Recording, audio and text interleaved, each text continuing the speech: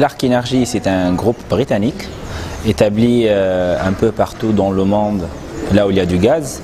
Parce que l'activité de Clark Energy, c'est la valorisation et l'utilisation efficace du gaz.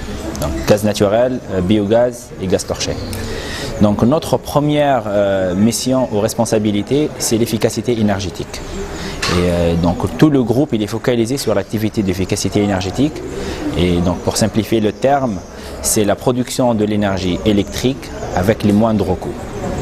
Donc, comme j'ai fait dans ma présentation, on a parlé de différents types d'applications, la cogénération principalement ou la trigénération, ce qui permet pour un consommateur d'énergie électrique et thermique de faire des économies de l'ordre de 40% sur ses coûts énergétiques dans l'usine.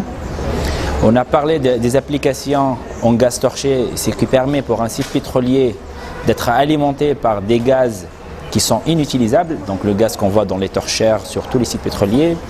Et j'ai parlé des applications en biogaz, et là je parle de toutes les décharges et les stations d'épuration qui ont un déchet biodégradable, que ce déchet-là permet de produire du biogaz, et ce gaz, on pourra l'utiliser pour la production de l'énergie électrique. Donc, pour résumer, nous principalement on fait de la production de l'énergie électrique à partir du gaz, mais nous on cherche tout type de gaz qui peut être inutilisable, ou tout type de gaz qui est consommé d'une manière pas très efficace. Quand on parle de la cogénération, c'est toute industrie confondue. Donc c'est de l'agroalimentaire parce qu'ils ont besoin de la vapeur, de l'eau chaude et principalement l'électricité. On parle d'usines de briqueterie parce qu'ils ont besoin de l'air chaud, ils ont besoin de l'électricité. On parle de textile parce que le textile, ils ont besoin de la vapeur pour leur process, ils ont besoin de l'électricité. Donc je dirais toute industrie qui consomme de l'énergie électrique et de l'énergie thermique.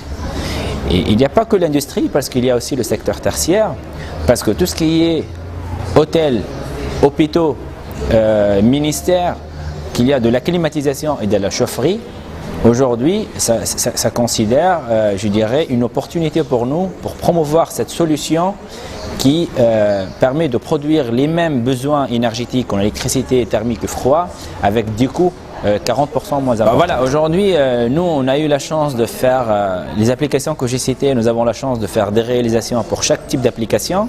En commençant par la cogénération, et là, je parle de notre première réalisation en Tunisie, qui est l'usine Nejmaoil, donc le groupe Slama Frères. Là, c'est une unité de cogénération qui produit de la vapeur, de l'eau chaude et de l'électricité. Donc ça, c'était une première référence. Il y a une deuxième référence pour le gaz associé, le gaz de pétrole. C'est un site avec l'État et donc ils sont partenaires OMV, ou sur un site pétrolier qu'auparavant ils ont utilisé du groupe diesel. Nous avons remplacé le diesel par le gaz. C'est plus propre, c'est moins coûteux, et surtout on utilise un gaz qui était auparavant brûlé dans une torchère. Donc c'est un gaz qui est gratuit à la base. Et la troisième, c'est une application qui doit être mise en marche chez le marché du gros Sotimag, où c'est une installation qui est prévue à partir des déchets végétaux du marché du gros. On alimente tout le marché. Aujourd'hui, le mot partenaire, je dirais, peut-être ça ramène un peu d'exclusivité. Nous, on est ouvert à tout le monde. Là où il y a un intérêt pour le client, pour l'État et pour Clark Energy, nous, on est un intervenant. Mais bien sûr, on travaille avec des collaborateurs tunisiens.